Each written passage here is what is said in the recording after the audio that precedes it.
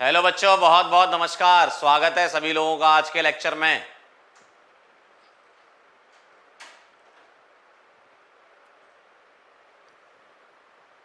नमस्कार सभी लोगों को। क्या मेरी शक्ल दिखाई दे रही है?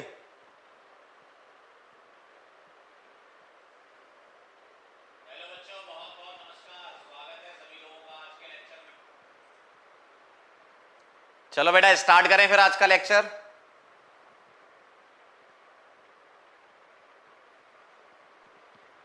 वेरी नाइस, बहुत बढ़िया।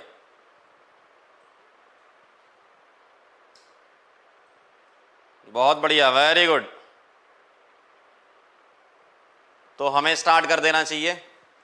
सभी लोग देखें जरा ध्यान से, क्या कहानी है आज की। बहुत सही, बहुत सही।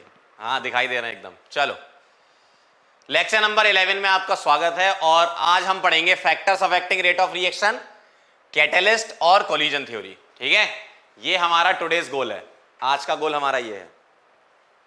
देख लो एक बार जरा ध्यान से। काफी लोग भारी मात्रा में जुड़ चुके हैं हमारे साथ।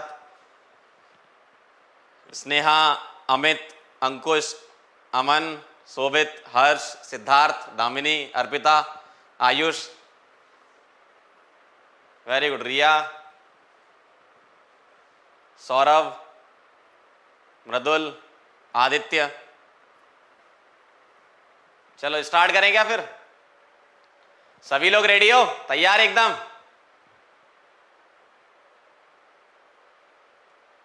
चलो, very nice. Factors affecting rate of reaction, catalyst और कोलिजन थ्योरी, ये टॉपिक हमें पढ़ने हैं ना। तो सबसे पहले मैं आपको कैटलिस्ट के बारे में बता देता हूं। समझना जरा बेटा ध्यान से कैटलिस्ट के बारे में। क्या होता है कैटलिस्ट?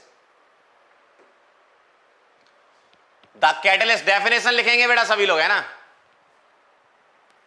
द कैटलिस्ट या the substance which can change the speed of reaction without itself,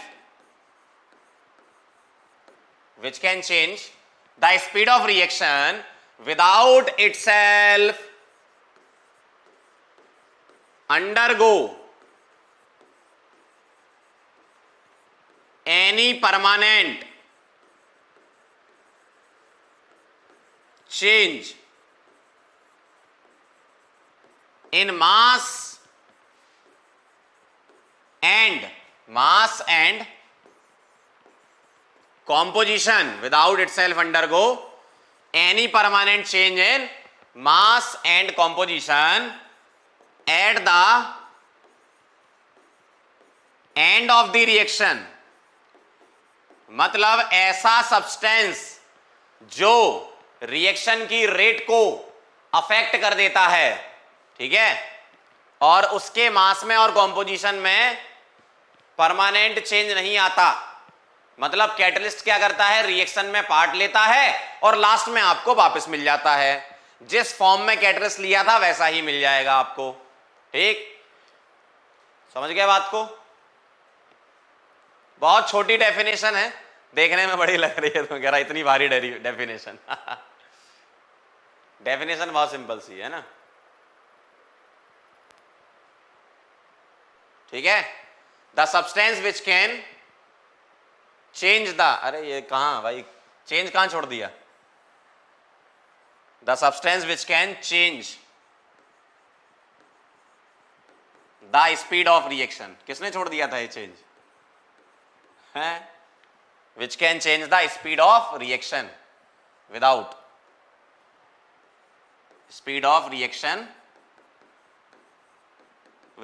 अब सही है पूरी डेफिनेशन। एक बार पढ़ लें जरा ध्यान से।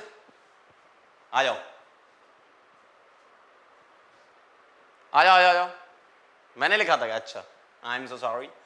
The substance which can change the speed of reaction without itself undergo any permanent change in mass and composition at the end of the reaction. मतलब कैटलिस्ट रिएक्शन की रेट को बढ़ा भी सकता है और कम भी कर सकता है, बढ़ा भी सकता है और कम भी कर सकता है। एक बच्चा पूछ रहा है कि टेम्परेरी क्यों? बेटा होता क्या है, कैटलिस्ट रिएक्टेंट मॉलिक्यूल के साथ थोड़ी देर के लिए रिएक्शन करता है, रिएक्शन को करवाने के बाद वापस मिल जाता है। ठीक है, क्लियर? देखना, अब अगर मैं कैटलिस्ट की बात करूं तो कैटलिस्ट बेटा आपके दो टाइप के कैटलिस्ट हो सकते हैं, एक पॉजिटिव कैटलिस्ट और एक नेगेटिव कैटलिस्ट। वैसे एक ऑटो कैटलिस्ट भी होता है जिसमें रिएक्टेंट खुद कैटलिस्ट की तरह काम करता है, और ये पूरी की पूरी थ्योरी हम सरफेस केमिस्ट्री में डिटेल में पढ़ेंगे। अभी केमिकल काइनेटिक्स में आपको किसकी जरूरत है? पॉजिटिव कैटलिस्ट की। तो केमिकल काइनेटिक्स वाले चैप्टर में अगर कहीं कैटलिस्ट लिखा है तो पॉजिटिव कैटलिस्ट लेके चलना है, ध्यान रखना है ना। क्या लेके चलना है? Positive catalyst. जैसे अगर मैं एक रिएक्शन से समझाऊं KClO3, ध्यान से देखना, अगर मैं इसकी हीटिंग कराऊं तो ये क्या देगा? KCl plus O2। तो ये रिएक्शन विदाउट कैटलिस्ट होती है हाई टेम्परेचर पर, और अगर मैंने यहां कैटलिस्ट यूज कर लिया, ठीक है, बहुत बेसिक सी बात है ये ना, तो KCl प्लस O2, आप चाहो बैलेंस करना तो बैलेंस कर सकते हो, यहां दो, यहां दो और यहां तीन, सही है, यहां दो, यहां दो और यहां तीन। अगर मैं इसमें MnO2 डाल दूं तो अब ये रिएक्शन लो टेम्परेचर पर हो जाती है। ठीक है, तो कैटलिस्ट क्या करता है? रेट ऑफ रिएक्शन को बढ़ा देता है। कैटलिस्ट रेट ऑफ रिएक्शन को बढ़ा देता है। अब ये रेट ऑफ रिएक्शन को कैसे बढ़ाता होगा? बेटा ये करता क्या है, किसी भी रिएक्शन में एक्टिवेशन एनर्जी को कम कर देता है। कैटलिस्ट क्या करता है? किसी भी रिएक्शन में एक्टिवेशन एनर्जी को कम कर देता है। और अगर कोई कैटलिस्ट किसी रिएक्शन में पॉजिटिव की तरह काम कर रहा है तो ऐसा नहीं है कि वही कैटलिस्ट हर बार ले लो आप हर रिएक्शन में। ध्यान रखना, कैटलिस्ट स्पेसिफिक नेचर के होते हैं। जैसे इसमें MnO2 ही लेना है, ये रिएक्शन करा के चेक कर लिया। अब MnO2 किसी और रिएक्शन में पॉजिटिव की तरह काम कर भी सकता, नहीं भी कर सकता, आप बता नहीं सकते हैं ना। ठीक है, मतलब स्पेसिफिक नेचर का होता है, एक रिएक्शन के लिए फिक्स होता है कैटलिस्ट। क्लियर? ठीक है। ओ भाई अब ये मत लिखो भाई कल अलग ही चल रहे हो, कह रहे कैटलिस्ट क्या होता है। भाई साहब तुम लोग किसी काम के नहीं हो, ये डेफिनेशन पढ़ के समझ में नहीं आ रहा कुछ। The substance which can change the speed of reaction without it self undergo any permanent change in mass and composition. पागल इंसान है सब। चलें आगे बढ़े। क्लियर एकदम। अब ये जो कैटलिस्ट है ये रेट ऑफ रिएक्शन को कैसे बढ़ाता होगा? एक्टिवेशन एनर्जी को कम करके। तो हम इसका ग्राफिकल एनालिसिस करते हैं। कैसे? ध्यान से देखना। सभी लोगों ने नोट कर लिया? ये आगे बढ़ सकते हैं क्या? सभी लोगों ने नोट कर लिया? ये ध्यान से देख लो।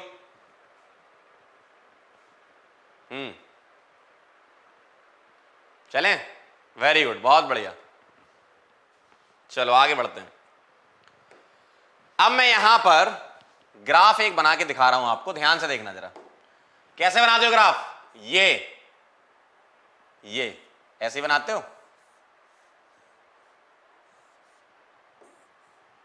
ध्यान से देखना जरा।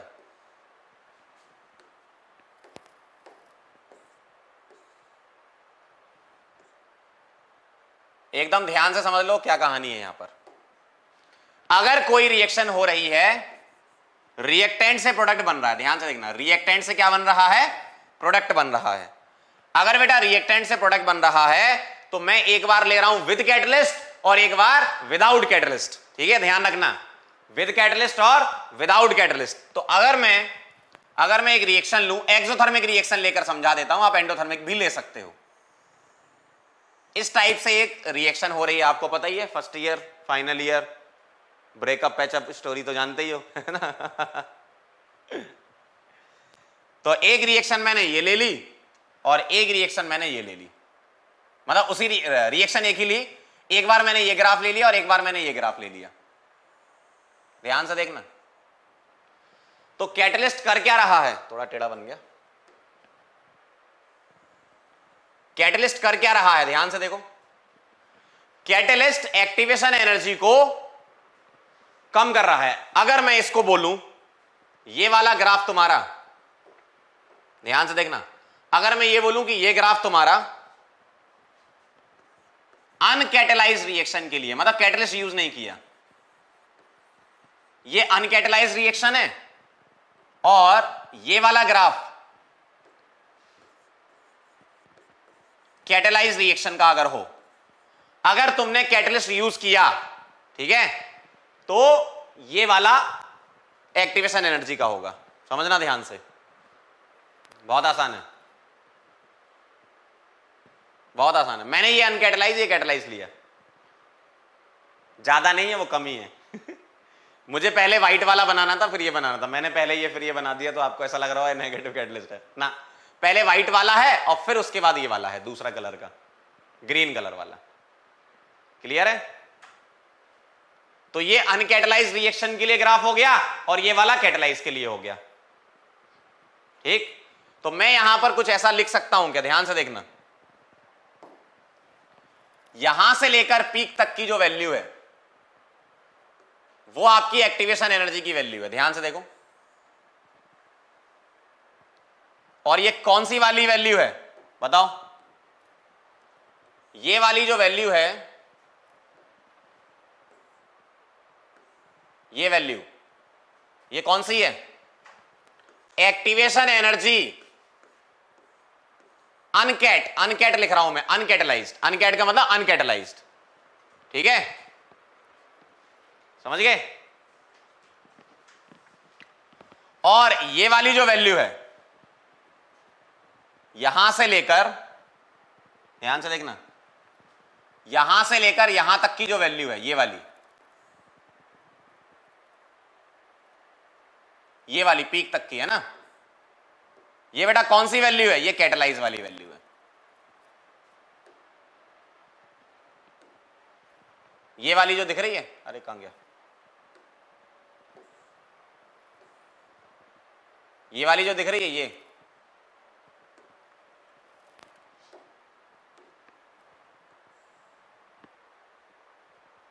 ये है तुम्हारा EA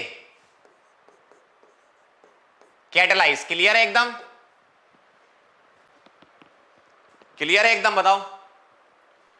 तो ये EA कैट है कौन सी? ये वाली, इतनी वैल्यू है ना, और ये EA अनकैट है।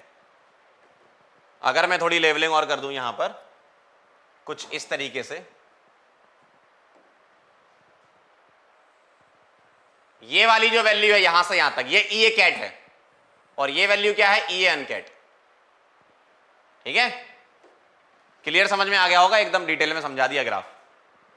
बहुत बढ़िया बेटा, वेरी नाइस। नोट करेंगे? बहुत बढ़िया कह रहे हो, एक बच्चे ने अच्छा लिखा, means catalyst reduces activation energy. Yes yes yes, you are right. तो कैटलिस्ट क्या करता है? एक्टिवेशन एनर्जी को कम कर देता है। अब अगर मैं एक रिएक्शन की बात करूं R से P, तो इसके लिए मैं इक्वेशन बना के बता रहा हूं, पहले आप ये नोट कर लो। ठीक है, पहले आप ये नोट कर लो, फिर मैं एक इक्वेशन बना के बता रहा हूं आपको क्या इक्वेशन बनेगी। बहुत ध्यान से समझना हो रहा है ना। अगर R से P एक रिएक्शन है, ठीक है, तो मैं लिख रहा हूं K कैट, कैटेलाइज का K। ठीक है, ये क्या आएगा? ये आएगा A e to the power minus, मुझे क्या लिखना पड़ेगा? EA कैट लिखना पड़ेगा। ठीक है, minus EA catalysed divided by RT, equation number 1। अगर कैटलिस्ट यूज नहीं किया तो K अनकैट क्या आएगा? A e to the power minus EA uncat divided by RT। सही बात है, इक्वेशन नंबर 2। ये दोनों इक्वेशन देख लो एक बार। क्लियर एकदम? Very nice. कैटलिस्ट क्या करता है? रिएक्टेंट के साथ पार्टिसिपेट करता है और एक नई ट्रांजिशन स्टेट फॉर्म करता है लो एक्टिवेशन एनर्जी की। एक बच्चे ने अच्छा सवाल पूछा कि कैटलिस्ट ट्रांजिशन स्टेट को कैसे अफेक्ट करता है। कैटलिस्ट क्या करता है? एक नई ट्रांजिशन स्टेट बना लेता है लो एक्टिवेशन एनर्जी की। ठीक है, क्लियर? बच्चा कह रहा है कि सर हेडिंग क्या लिखें? हेडिंग कैटलिस्ट ही थी, है ना? आगे बढ़े। नेगेटिव कैटलिस्ट बढ़ा देगा। नेगेटिव कैटलिस्ट क्या करेगा, अगर आप नेगेटिव लेते तो इसके ऊपर बनाना पड़ेगा, अगर तुम इसको अनकैट मानते हो तो। बहुत सिंपल सा है, देखो ये तुम्हारा अनकैट है, ठीक है, ये कैटलाइज्ड है पॉजिटिव और ये कैटलाइज्ड है नेगेटिव, ऐसा होता है। नेगेटिव कैटलिस्ट की खैर हमें बातें नहीं करनी है, सरफेस केमिस्ट्री में मैं पढ़ाऊंगा नेगेटिव कैटलिस्ट। अगर आपको कोई एक आध नेगेटिव कैटलिस्ट का नाम सुनना है तो बता देता हूं। H2O2 के डीकंपोजिशन में H3PO4 नेगेटिव कैटलिस्ट की तरह काम करता है। खैर अभी इन सब बातों पे ध्यान मत दो, तुम लोग यही तो करते हो, पता है तुम्हारी जिंदगी ऐसी चल रही है, जो काम की चीजें हैं, जो पढ़ाया जाता है, जो तुम्हें पढ़ा रहे हैं वो नहीं पढ़ोगे, अब दूसरी चीजें सोचते हो, नेगेटिव कैटलिस्ट ये और वो। पहले जो पढ़ा रहे हो उसको तो ध्यान से पढ़ो जमाने भर की सारी चीजें पूछ लो तुम, है ना, लेकिन जो काम का है वो मत पढ़ो इधर आ जाओ। अब मैं इक्वेशन नंबर 1 और 2 को डिवाइड कर रहा हूं। 1 डिवाइडेड बाई 2 क्या आएगा, के कैट अपॉन के uncat is equal to, a से कट जाएगा, ठीक है, यहां आएगा e की power minus E A cat upon are t upon e की power minus E A uncat upon are t, ठीक है, ये आएगा, ध्यान से देख लो जरा, बहुत आसान है, ठीक है। Catalyst is like enzyme, very nice, बहुत बढ़िया बेटा, क्या बात है। और कोई कह रहा है सर पॉजिटिव कैटलिस्ट का एग्जांपल दे दो, ये लिखा तो है तुम्हारे सामने, पढ़ते नहीं हो ढंग से। चलो अब ध्यान से देखना, ये जो माइनस वाला है, ठीक है, ये ऊपर जाएगा तो प्लस बन जाएगा, तो ई ए अनकैट प्लस में आएगा और माइनस ई ए कैट नेगेटिव में आएगा, वो तो वैसे ही रखा है ना, उसको थोड़ी छेड़ा। ये माइनस वाला ऊपर जाके प्लस बना देगा। तो अगले पेज पर देखना जरा ध्यान से, ये नोट कर लिया क्या सभी लोगों ने, बताओ, ये नोट कर लिया क्या, ये नोट कर लिया क्या, बताओ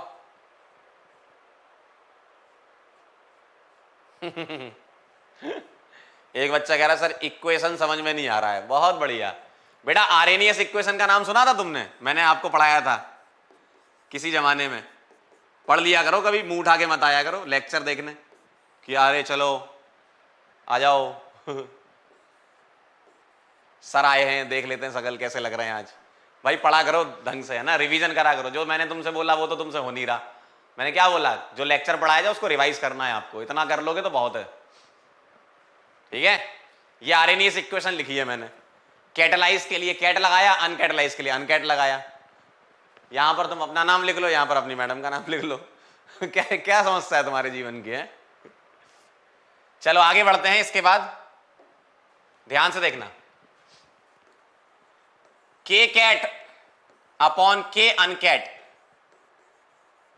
इज इक्वल टू ई की पावर, अब ये प्लस में हो जाएगा, कौन सा, ई ए अनकैट, ध्यान से देखना, E A uncat by R T, ये प्लस में हो जाएगा, और into E to the power minus E A cat upon are T, पहले भी नेगेटिव था अब भी नेगेटिव ही रहेगा, यहां माइनस है ना, देख लो जरा एक बार, ये माइनस है ना, ये ऊपर प्लस चला जाएगा, ठीक, तो ऐसा दिखेगा। अब बेस सेम है तो पावर ऐड हो जाएंगी, ये तो पता होना चाहिए ना, e A uncat minus E A cat divided by R T, ये आया आपका फॉर्मूला, ठीक है। इस फॉर्मूले को आपको याद करना है, इस फॉर्मूले को आपको याद करना है। थोड़ा गंदा सा लग रहा है, अच्छा लिख दूं, ई ए अनकैट माइनस ई ए कैट, लिखना तो अच्छा चाहिए, है ना। E A uncat minus E A cat divided by are t, ठीक है। This is your final formula. ये फॉर्मूला याद करना है, डेरिवेशन से मतलब नहीं है, मैंने एक बार आपको करके दिखा दिया कि इस तरीके से पूरा फॉर्मूला आता है, आपको इसका फाइनल फॉर्मूला याद रखना है, ठीक है।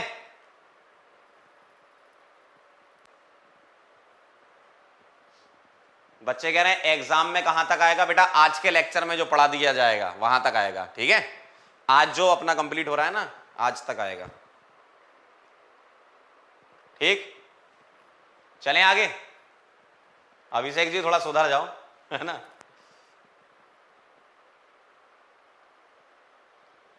क्लियर है, आगे बढ़े। वेरी नाइस, बहुत बढ़िया बेटा, क्या बात है। अब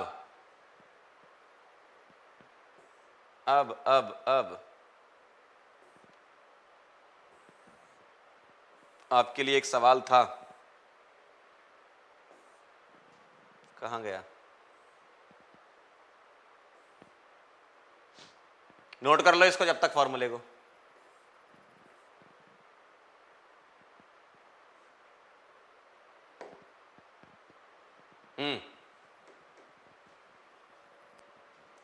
क्या कह रहे हैं, फटाफट से आपके सामने आपकी स्क्रीन पर आंसर बताएंगे सभी लोग क्वेश्चन का। Which of the following explain the increase of reaction rate by catalyst, बताओ। बहुत आसान है। Catalyst decreases the rate of backward reaction so that the rate of forward reaction increases, ऐसा होता है क्या। Second, catalyst provide extra energy to reacting molecule so that they may reduce effective collision. अगला, catalyst provide an alternative path of lower activation energy to the reactant. Catalyst increase the number of collision between the reacting molecule. बताओ answer क्या है। बहुत आसान है, theoretical question है, बहुत ही simple है। सबका ही आंसर आना चाहिए इसका, अगर सबका नहीं आया मतलब कहानी कुछ गड़बड़ है, ठीक है। Final answer is Chennai. पढ़ लो जरा एक बार सारे ऑप्शन। कैटलिस्ट जो है वो ऐसा थोड़ी रेट ऑफ बैकवर्ड रिएक्शन को ही डिक्रीज करता है, मतलब वो तो एक्टिवेशन एनर्जी को अफेक्ट करता है ना, एक्टिवेशन एनर्जी को कम या ज्यादा करता है। ध्यान से देखो, चाहे तुम्हारा, एक मिनट रुको, कहां गया, चाहे तुम्हारा, कहां गया, ये ग्राफ देखो, चाहे तुम्हारा कैटलाइज का हो चाहे अनकैटलाइज का हो, देखो रिएक्टेंट और प्रोडक्ट तो सेम ही रहते हैं ना, बस ये अल्टरनेट पाथ प्रोवाइड कर रहा है, ठीक। और ध्यान से सुनना, ध्यान सुनना, ये दोनों की ही एक्टिवेशन एनर्जी को कम कर रहा है। देखो ये अनकैट वाला है, तो अगर मैं आपसे पूछूं EAF बताओ, तो EAF इतनी है, किसकी, अनकैट की। और अगर मैं पूछूं कैट की बताओ, कैटलाइज की, तो कैट की ये आएगी, तो एक्टिवेशन एनर्जी उसने कम कर दी ना बेटा। अगर पीक छोटा हो जाए तो दोनों ही एक्टिवेशन एनर्जी कम हो जाती हैं, फॉरवर्ड की भी कम हो गई, बैकवर्ड की भी कम हो गई, है ना। चलें आगे। तो आंसर क्या आया था आपका, चेन्नई। क्लियर था सभी लोगों को। This is your right answer. Check कर लो एक बार, किसी को कोई तकलीफ, किसी को कोई तकलीफ, बोलो। क्लियर है एकदम। चलें आगे बढ़े।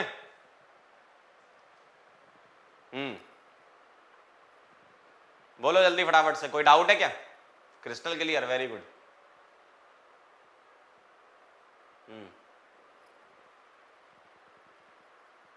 बहुत बढ़िया, आगे बढ़ते हैं। अगला सवाल आपके सामने आपकी स्क्रीन पर, मुझे ई के फॉर्म में आंसर बता देना है ना, इसमें ऑप्शन नहीं दिए, ई के फॉर्म में आंसर निकाला हुआ है, आप लोग ई के फॉर्म में ही निकालना। बोलो। Calculate the ratio of catalyse and uncatalyse rate constant at 27 degree centigrade if activation energy of a catalyst reaction is 100 kilo joule, ठीक है, and uncatalyse reaction is 200 kilo joule. फटाफट से बोल दो, बताओ जल्दी से, क्या लग रहा है। पिछले क्वेश्चन में एक बच्चा कह रहा है ढोलकपुर क्यों नहीं। बेटा कैटलिस्ट ये काम करता है, ये काम नहीं करता, ठीक है। ये क्या कह रहा है, नंबर ऑफ कोलिजन बढ़ा देगा। नंबर ऑफ कोलिजन बढ़ने से रिएक्शन की रेट बढ़ जाए ऐसा जरूरी नहीं है, ठीक है। अभी आगे कोलिजन थ्योरी पढ़ेंगे ना तो और क्लियर समझ में आएगा आपको। कोलिजन थ्योरी में और क्लियर समझ में आएगा।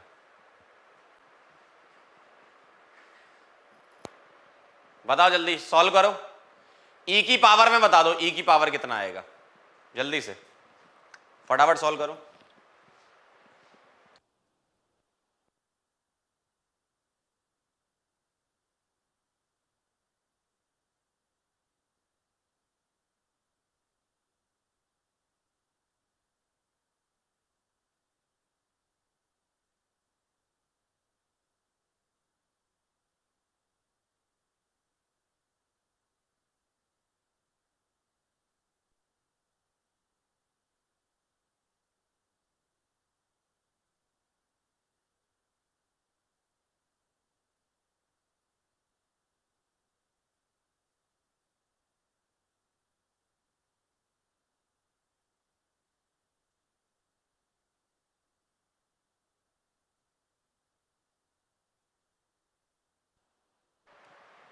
आ गया आंसर? साउंड प्रॉब्लम नहीं, पानी पीने गए थे, पानी लेने गए थे। बोलो बताएं, ध्यान से देखना जरा। रेशियो निकालना है, फॉर्मूला लगा दूं मैं? फॉर्मूला याद है, अभी मैंने लिखा था क्या? के कैट अपॉन के अनकैट इज इक्वल टू ई की पावर, यहां नीचे अनकैट है ना, तो यहां ऊपर यहां अनकैट आएगा, ऐसे याद कर सकते हो आप। ई ए अनकैट माइनस ई ए कैट, यही था formula, divided by R T. सही है, पुट कर दो जरा, ये निकालना है मुझे, कैट अपॉन अनकैट। ई ए अनकैट कितना? E A uncat 200, e to the power 200 minus E A cat कितना है? 100 इंटू 10 की पावर 3 कर दूं, क्यों? किलो जूल है ना, किलो जूल है, kilo joule, divided by joule में है तो आर कितना रखेंगे? 25/3, और टेम्परेचर कितना रखेंगे? 27 डिग्री, मतलब 300 केल्विन। ठीक है, क्लियर है बेटा? तो ये ई की पावर में आएगा पूरा। अब इसको अलग से सॉल्व कर लो, आंसर आ जाएगा आपका। कैसे? 3 से 300 कट गया, 3 से 300 कट गया, कितनी बार? 100 बार। ठीक, और 100 से ये 1000 कट गया 10 बार, है ना? सही है। और 200 माइनस 100 कितना होता है? 100, और इंटू 10, 1000 हो गया वापस। तो ई की पावर 1000/25 ये आएगा। चेक कर लो एक बार, 1000/25 कितना होता है? 40। तो ई की पावर ये कट जाएगा 25, देखो 40 बार। ई की power 40 is the right answer. आया क्या सबका? वेरी नाइस, बहुत बढ़िया, बहुत ही बढ़िया। सब लोग आंसर लिख रहे हैं, ये पागल इंसान मनी का लिख रहा है। जो बोला जाए वो करो यार, जल्दी से क्वेश्चन सॉल्व करो, उल्टी सीधी चीजें मत लिखो, पढ़ाई पे ध्यान दीजिए। हाँ सही है एकदम, चेक कर लो। जिन लोगों का गलत होगा वो आर की वैल्यू गलत पुट कर रहे होंगे, या उन्होंने किलो जूल को जूल में कन्वर्ट नहीं किया होगा। बस ये छोटी छोटी मिस्टेक है जो बचपन में थी, इन्हीं को अवॉइड करना है आपको, है ना? मिस्टेक्स को अवॉइड करना है, सिल्ली वाली। चलें आगे, क्लियर है एकदम मामला? देख लो एक बार, अच्छे से नोट कर लो इसको, जल्दी से फटाफट, क्विक, जल्दी से नोट करेंगे।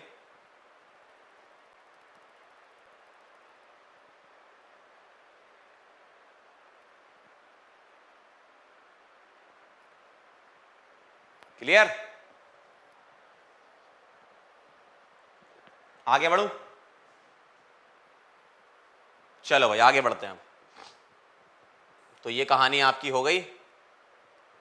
वेरी नाइस, कैटलिस्ट वाले क्वेश्चन कर लिया आपने, बहुत सही। ठीक है, चलो ये हो गया।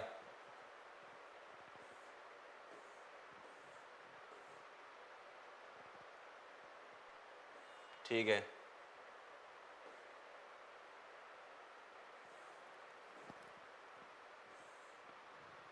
आगे बढ़ते हैं बेटा, factors affecting rate of reaction पे चलते हैं। किसी भी रिएक्शन की रेट कैसे अफेक्ट होती है, ठीक है, बहुत आसान है। फैक्टर्स क्या क्या अफेक्ट करते हैं? पहला,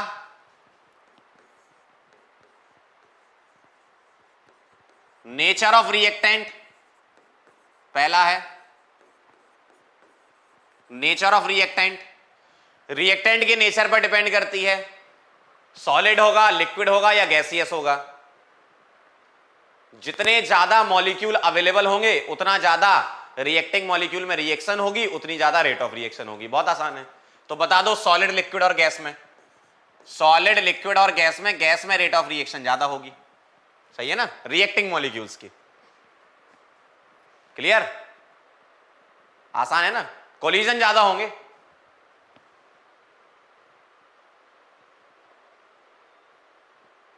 ठीक है,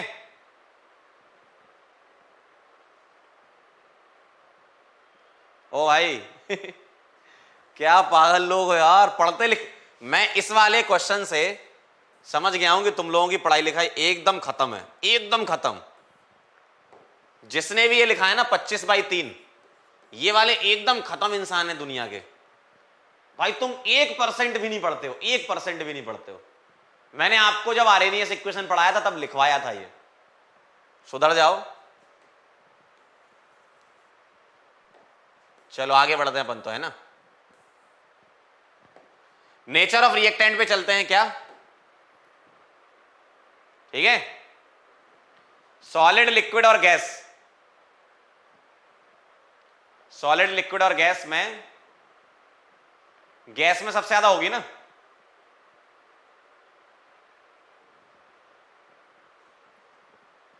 ठीक है।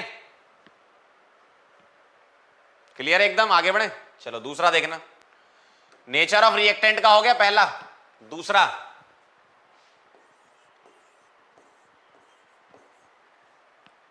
दूसरा लेता हूं मैं, कैटलिस्ट लिख लेता हूं दूसरा। तो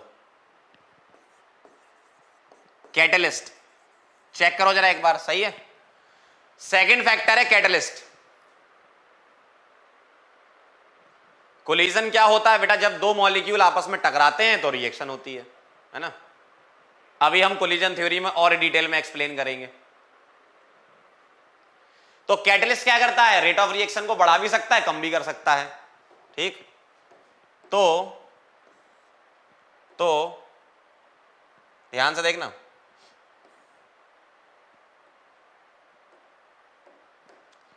अगर मैं पॉजिटिव कैटलिस्ट की बात करूं,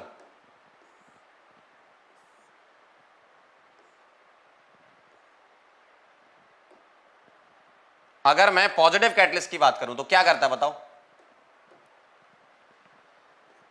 पॉजिटिव और नेगेटिव दो टाइप के कैटलिस्ट मैं बता रहा हूं, बस थोड़ा सा लिखवा रहा हूं, क्या बाकी डिटेल में सरफेस केमिस्ट्री में पढ़ेंगे, है ना।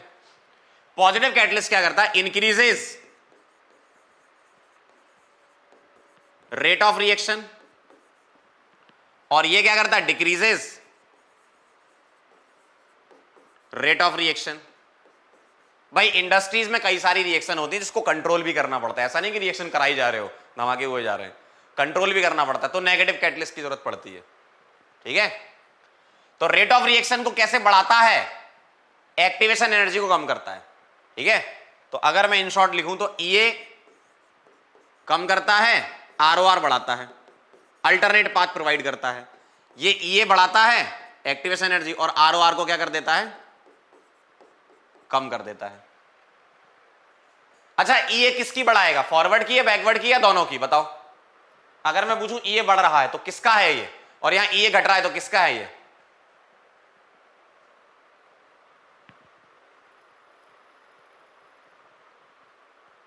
बताओ। स्नेहा का पूछना है दोनों या क्यों, या फर्स्ट पॉइंट क्या लिखा था, कमेंट ऊपर निकल गया। दोनों का ही होगा ना, सही बात है भाई। अगर मैं इसमें बात करूं ये, तो ये अगर अनकैट है, ठीक है, ये मैंने अनकैट मान लिया, पॉजिटिव कैटलिस्ट का ये होगा ना, तो दोनों की एक्टिवेशन एनर्जी कम हो जाएगी, पीक छोटा हो जाएगा, ठीक है। और अगर मैंने नेगेटिव कैटलिस्ट ले लिया तो ये बढ़ेगा, तो पीक बढ़ गया तो दोनों की बढ़ जाएगी। पहले वाले में बेटा नेचर ऑफ रिएक्टेंट में ऐसा लिखा है कि अगर गैस होता है ना, एक बार फिर सुन लो, गैस होता है तो मॉलिक्यूल का कोलिजन ज्यादा होता है। केटीजी का नाम सुना आपने क्लास 11th में, काइनेटिक थ्योरी ऑफ गैसेस का, मॉलिक्यूलर कोलिजन होता है। तो हम यहां पर यही मान के चलते हैं कि मॉलिक्यूल के कोलिजन से प्रोडक्ट बन रहा है ना। तो गैस के मॉलिक्यूल ज्यादा तेज भागेंगे कंपेरिजन टू सॉलिड और लिक्विड। ठीक है, आगे और डिटेल में अभी कोलिजन थ्योरी अगला टॉपिक स्टार्ट हो जाएगा अपना। तो पहला फैक्टर नेचर ऑफ रिएक्टेंट, दूसरा कैटेलिस्ट। फटाफट से नोट करो फिर आगे बढ़ते हैं, जल्दी से नोट कर लो फिर आगे बढ़े।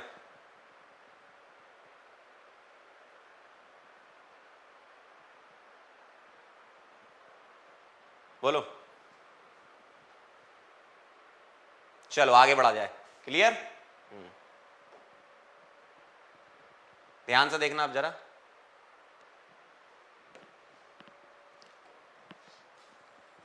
तीसरा फैक्टर बता रहा हूं मैं, थर्ड फैक्टर।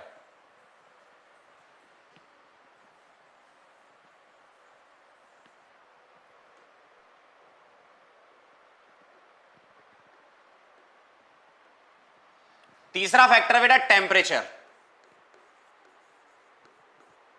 क्या होता है, टेम्परेचर अगर बढ़ता है तो एवरेज काइनेटिक एनर्जी बढ़ती है। ठीक है, तो कोलिजन बढ़ने लगेंगे। आप तो ये समझ लो कोलिजन से प्रोडक्ट बन रहा है, बस इतना समझ लो, है ना। कोलिजन बढ़ने लगेंगे, इसका मतलब क्या होगा, रेट ऑफ रिएक्शन बढ़ेगी। ठीक, क्लियर? एवरेज काइनेटिक एनर्जी 3/2 केटी आपने पढ़ा था, है ना 11th क्लास में। 3/2 केटी होता है एवरेज काइनेटिक एनर्जी। एक बार फिर से बता दिया मैंने, है ना।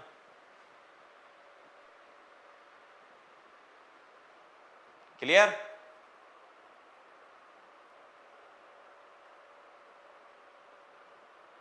चलें आगे, वेरी नाइस, आगे बढ़ो। तो टेम्परेचर बढ़ाया, एवरेज काइनेटिक एनर्जी बढ़ी, रेट ऑफ रिएक्शन बढ़ेगी। चौथा, अगर प्रेशर हुआ, ठीक है, मान लो कोई आप ऐसी रिएक्शन करा रहे हो जिसमें मॉलिक्यूल को तुम्हें पास पास लाना है, ठीक है, तो प्रेशर अगर बढ़ेगा तो रेट ऑफ रिएक्शन बढ़ेगी। मान लो मॉलिक्यूल बहुत दूर दूर हैं, ठीक है, मान लो दो लोग हैं, एक यहां और एक यहां है, तो अफेक्ट ही नहीं कर रहे एक दूसरे को, तो आप दबाव लगा के प्रेशर लगा के उनको पास ले आओ, तो कुछ इंटरेक्शन होगा उनका, तो रिएक्शन होगी। ठीक है, फटाफट से टेम्परेचर प्रेशर का नोट कर लो जल्दी से, तुरंत।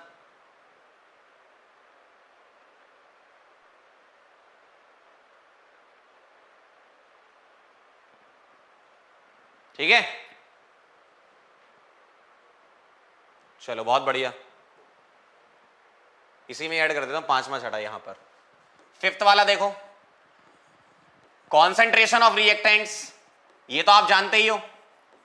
अरे भाई रेट लॉ पढ़ा था ना, रेट लॉ पढ़ा था, वैसे आप यहां पर भी बोल सकते हो, प्रेशर के फॉर्म में भी कनेक्ट कर सकते हो, कॉन्सेंट्रेशन ऑफ रिएक्टेंट या प्रेशर ऑफ रिएक्टेंट, है ना। तो रेट क्या होता है, रेट डायरेक्टली प्रोपोर्शनल टू होता है ना कॉन्सेंट्रेशन की कुछ पावर, R = K लिखा करते, कॉन्सेंट्रेशन या प्रेशर ले लो, है ना। तो क्या करोगे, कॉन्सेंट्रेशन बढ़ेगा अगर रिएक्टेंट का, तो रेट ऑफ रिएक्शन क्या होगी, बढ़ेगी। ठीक, और लास्ट है सरफेस एरिया। अगर सरफेस एरिया की बात करूं, ठीक है, सरफेस एरिया, सरफेस एरिया की बात करूं, जैसे मान लो मेरे पास एकदम सॉलिड है, कोई कंपाउंड एकदम सॉलिड है, उस पर कोई रिएक्शन मुझे कराना है, ठीक, तो वो स्लो होती है कंपेरिजन टू अगर मैं उस सॉलिड को ब्रेक कर दूं, अगर मैं उसको पाउडर्ड फॉर्म में कर दूं, या उसको मैं छोटे छोटे पीसेस बना दूं, सरफेस एरिया बढ़ा दूं, है ना। तो सरफेस एरिया ज्यादा तो रेट ऑफ रिएक्शन ज्यादा। एक बहुत सिंपल सा एग्जांपल समझाता हूं, आपने बचपन में पढ़ा होगा, मैग्नीशियम की रिएक्शन HCl के साथ होती है, मैग्नीशियम HCl के साथ रिएक्शन करके H2S निकालता है, MnCl2 बनता है। तो अगर मैग्नीशियम तुमने सॉलिड फॉर्म में लिया तो रेट ऑफ रिएक्शन कम होती है, और अगर तुमने उसके छोटे पीसेस कर दिए मैग्नीशियम के, फिर रिएक्शन कराई, तो रेट ऑफ रिएक्शन बढ़ जाती है। ठीक है, समझ रहे हो? और बाकी सरफेस एरिया वाली बातें डिटेल में सरफेस केमिस्ट्री में तो आएंगी। अभी जितना काम का उतना समझा रहा हूं, ठीक है? क्लियर है? चलें आगे बढ़े। तो ये कहानी है factors affecting rate of reaction की। चलो आगे बढ़ते हैं। अब बहुत इंपॉर्टेंट टॉपिक पे चलते हैं, कोलिजन थ्योरी। ठीक, ये सिर्फ समझने के लिए टॉपिक इंपॉर्टेंट बोल रहा हूं मैं, है ना? इससे तुम कैटलिस्ट और ये रेट ऑफ रिएक्शन की सारी बातें समझ जाओगे। एग्जाम में एज सच कोलिजन थ्योरी से कोई डायरेक्ट क्वेश्चन तो अभी तक नहीं आया है। हाँ, इफेक्टिव कोलिजन से जरूर आया है, मतलब इसी में एक पार्ट है। बहुत बार क्वेश्चन नहीं आया, एक आध 2 बार 3 बार बस 10 सालों में।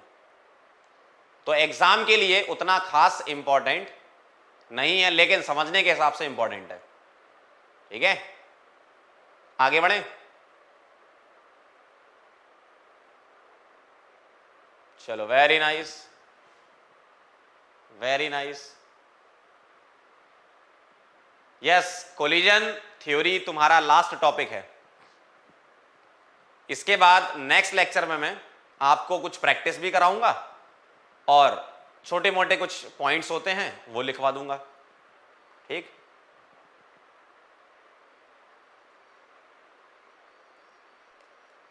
आगे बढ़े, ध्यान से देखना बेटा। बोर्ड के लिए तो इंपॉर्टेंट है कोलिजन थ्योरी, है ना? बोर्ड के लिए तो इंपॉर्टेंट है, ध्यान रखना। समझ लो जरा, एक बार समझना है, बोर्ड में तो आ सकती है ना। एनसीईआरटी में तो दी है तो इंपॉर्टेंट है। ठीक है, चलें आगे बढ़े। तो कोलिजन थ्योरी, ये कहानी ध्यान से देखना जरा। कोलिजन थ्योरी में हम क्या मान के चलते हैं? हम कोलिजन थ्योरी में मॉलिक्यूल्स को हार्ड स्फीयर मानकर चलते हैं। ठीक है, तो पहला एक पॉइंट आप लिख लो यहां पर, consider reacting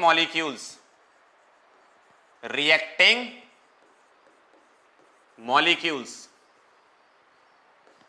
like hard sphere.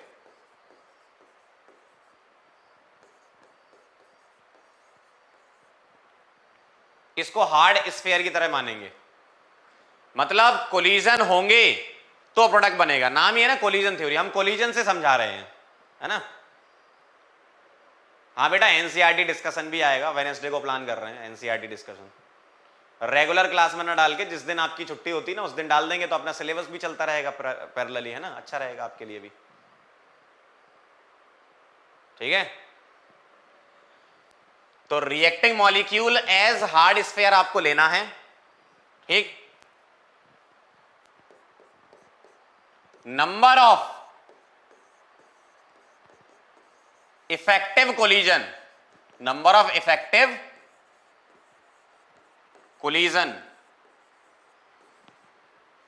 Determines the rate of reaction. Number of effective collision rate of reaction को डिटरमाइन करेंगे। ठीक है, अब जरा ध्यान देना, ये इफेक्टिव कोलिजन का क्या मतलब है? ये जो लिखा है ना, ये बहुत अच्छी लाइन लिखी है, नंबर ऑफ इफेक्टिव कोलिजन। ये अब यहां कोलिजन नहीं लिखा, अब ध्यान समझना, कोलिजन और इफेक्टिव कोलिजन में क्या अंतर है। अब जरा ध्यान से, अगर मैं आपको कोलिजन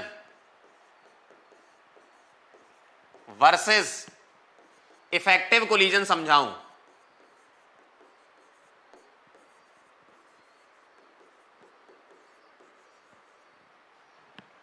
तो उसमें डिफरेंस है।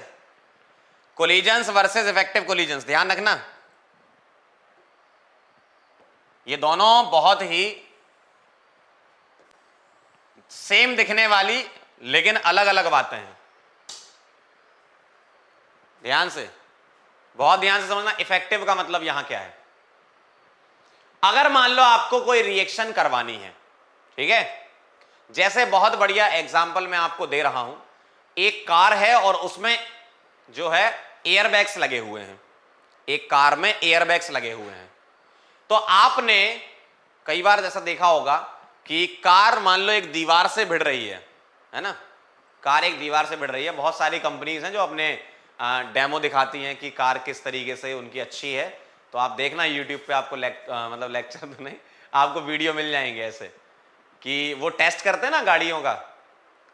कंपनी जो होती है ना, गाड़ी मार्केट में आती है उसके पहले टेस्ट करते हैं। तो कई सारे ऐसे टेस्ट हैं डले हुए हैं यूट्यूब पे, बहुत सारी कंपनीज ने डाल रखे हैं ना। तो वो क्या करते हैं, गाड़ी आ रही है बहुत तेजी से, दीवार में टकरा रही है, अगर कोलिजन प्रॉपर नहीं हुआ या उस काइनेटिक एनर्जी से या उस वेलोसिटी से नहीं हुआ तो एयरबैग नहीं खुलेंगे। बहुत सिंपल सा एग्जांपल है।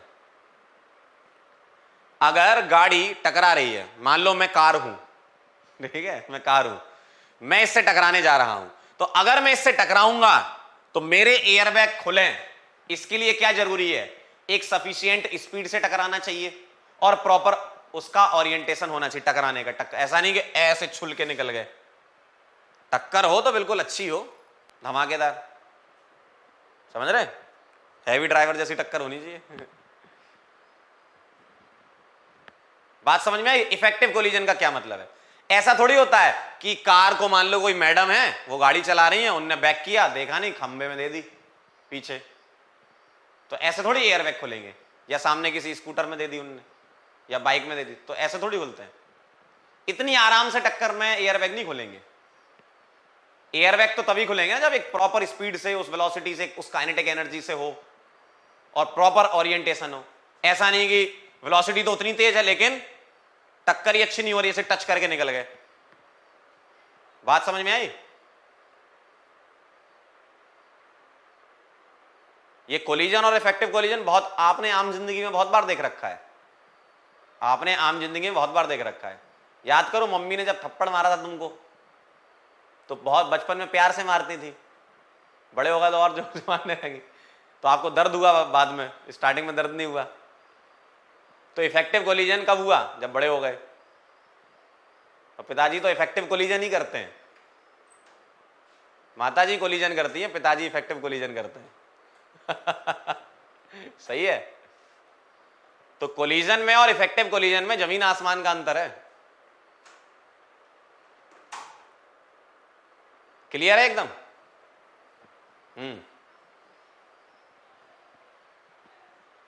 ओ भाई एक बच्चा लिख रहा है एयरबैग क्या हो? भैया नमस्कार आप भाई साहब। तो कोलिजन वर्सेस इफेक्टिव कोलिजन में क्या अंतर है? कोलिजन तो कुछ भी हो सकता है भाई। मान लो मेरे पास एक कंटेनर है, ठीक है, अब जरा केमिस्ट्री में आ जाओ, और इसमें गैस के मॉलिक्यूल्स हैं। जैसे मान लो मैंने ये गैस के मॉलिक्यूल ले लिए, ठीक है, ये कंटेनर है, उसमें गैस के मॉलिक्यूल भरे हुए हैं।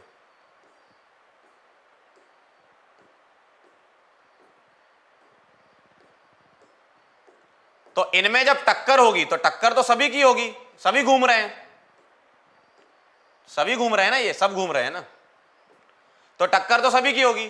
तो क्या हर टक्कर से प्रोडक्ट बन जाएगा? क्या हर टक्कर से एयरबैग खुलेंगे? नहीं ना, हर टक्कर से एयरबैग खुले ये जरूरी थोड़ी है।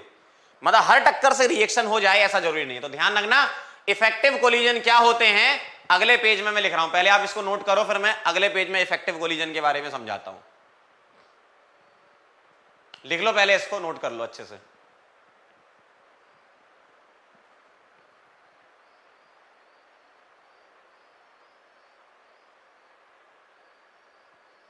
सभी लोग नोट कर लो फटाफट से।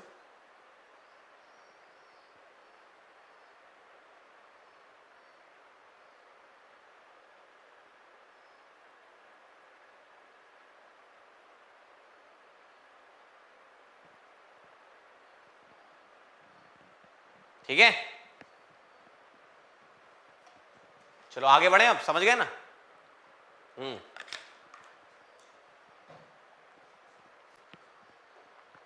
अब ध्यान से देखना जरा। अब मैं आपको एक बात समझाना चाह रहा हूं, क्या कि कोलिजन थ्योरी के अकॉर्डिंग क्या क्या बातें अभी तक हमने की और रेट ऑफ रिएक्शन को कौन डिटरमाइन करता है, ठीक है। कोलिजन थ्योरी की अगर मैं बात करूं तो यहां तीन चीजें हैं आपके पास, ध्यान से देखना। पहली बात, मॉलिक्यूल्स मस्ट कोलाइड, सबसे पहले तो ये होना चाहिए ना, मॉलिक्यूल्स मस्ट कोलाइड, कोलिजन तो होना चाहिए। ऐसा नहीं कि दूर खड़े हैं बेटा तो दूर खड़े हैं, एक वो खड़ा है, हम खड़े, रिएक्शन हो रही है, ऐसा नहीं, कोलिजन जरूरी है। तो पार्टिकल क्या होना चाहिए, सॉरी मॉलिक्यूल क्या होना चाहिए, मस्ट कोलाइड। तो मॉलिक्यूल का कोलिजन जरूरी है।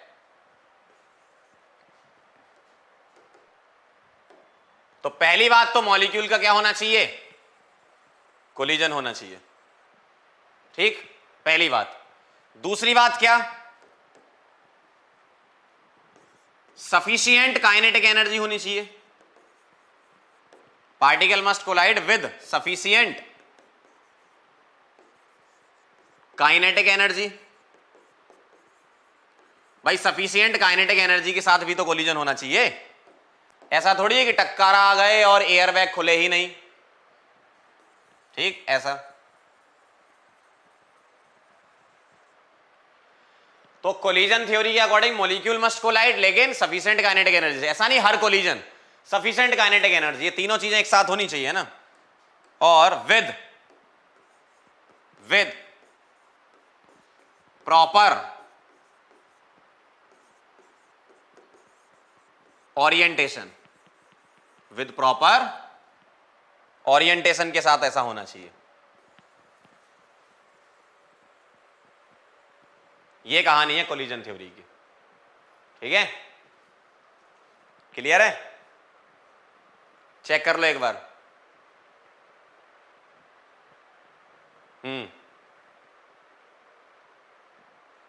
सही है। तो बेटा गाड़ी जब टकराएगी, एयरबैग खुलेंगे, तभी हम मानेंगे कि हां कोलिजन हुआ है। एयरबैग नहीं खुलेंगे तो हम कोलिजन नहीं मानेंगे। तो मॉलिक्यूल का कोलिजन जरूरी है, सफिशिएंट काइनेटिक एनर्जी के साथ जरूरी है, और प्रॉपर ओरिएंटेशन के साथ जरूरी है। क्लियर?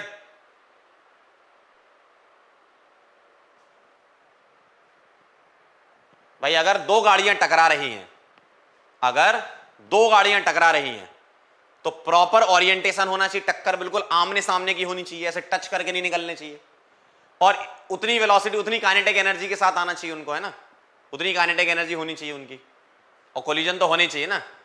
ऐसा नहीं कि एक तरफ मतलब रोड के उस साइड बहुत तेज जा रहा है, इस साइड बहुत तेज जा रहा है, तो एयरबैग खुल जाएंगे। टक्कर होगी तभी तो एयरबैग खुलेंगे, ठीक है? समझ गए बात को? चलें आगे बढ़े। मैं समझ गया बेटा, तुम कुछ फर्जी कमेंट भी लिखते हो, है ना, कि सर एयरबैग क्या होते हैं, स्कूटी से टकरा गए तो क्या होगा। काम की चीजें लिखो। चलो आगे बढ़े। तो ये कहानी है कोलिजन थ्योरी की। अब चलते हैं बेटा आगे, थोड़ा सा और आगे बढ़ते हैं। अब अगर मैं रेट ऑफ रिएक्शन को डिटरमाइन करूं तो रेट ऑफ रिएक्शन क्या होता है, R is directly proportional to, ये होता है e to the power minus EA by RT, ठीक है। R is directly proportional to होता है e to the power minus EA by RT। अब ये बेटा आया कहां से, मैक्सवेल डिस्ट्रीब्यूशन कर्व का इस्तेमाल किया और उससे इक्वेशन लिखी है, अपने को नहीं लिखनी है ना। अपन ये यहां से स्टार्ट करेंगे कि रेट इसके डायरेक्टली प्रोपोर्शनल होती है, और ये जो वैल्यू है ये क्या है, ये जो वैल्यू है ये क्या है, ये वैल्यू होती है e to the power minus EA by RT। इसको बोलते हैं fraction of molecules, fraction of molecules, fraction of molecules with energy greater than, with energy greater than or equal to EA। ध्यान से देखना जरा, ग्रेटर देन और equal to EA। फिर से बोल रहा हूं मैं, फिर से बोल रहा हूं मैं, इस इक्वेशन के बारे में बिल्कुल नहीं सोचना कहां से आया है।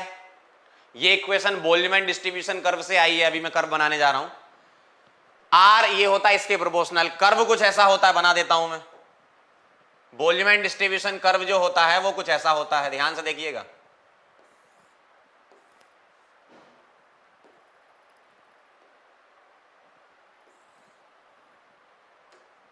यहां लिख रहा हूं मैं fraction of molecules, fraction of molecules, ठीक। और इस तरफ मैं लिख रहा हूं क्या, एनर्जी, ठीक है। काइनेटिक एनर्जी भी लिख सकते हो यहां पर। तो ये कर्व जो है वो कुछ ऐसा होता है, जो कर्व होता है वो कुछ ऐसा होता है, इस तरीके से। और ये जो एनर्जी है, ये एक्टिवेशन एनर्जी कहां पर होती है, यहां पर। मैंने यहां मान लिया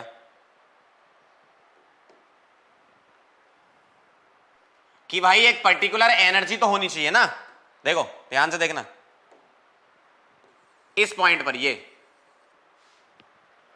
एक पर्टिकुलर एनर्जी होनी चाहिए। तो यही तो क्या है, ये बेटा इस तरफ एनर्जी है। अभी तक हमने जितने भी पढ़े थे ग्राफ, वहां इधर एनर्जी हुआ करती थी, अब इधर एनर्जी है। तो इस ग्राफ की स्टडी करनी है अपन को, ध्यान से देखना।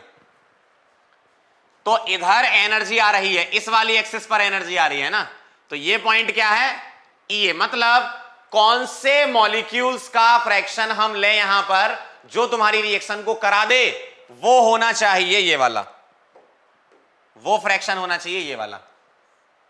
इतना जो फ्रैक्शन है, इसके आगे जो मॉलिक्यूल होंगे, इसके आगे जो मॉलिक्यूल होंगे उसी को हम बोलेंगे क्या, फ्रैक्शन ऑफ मॉलिक्यूल्स जो ये रिएक्शन करा रहे हैं।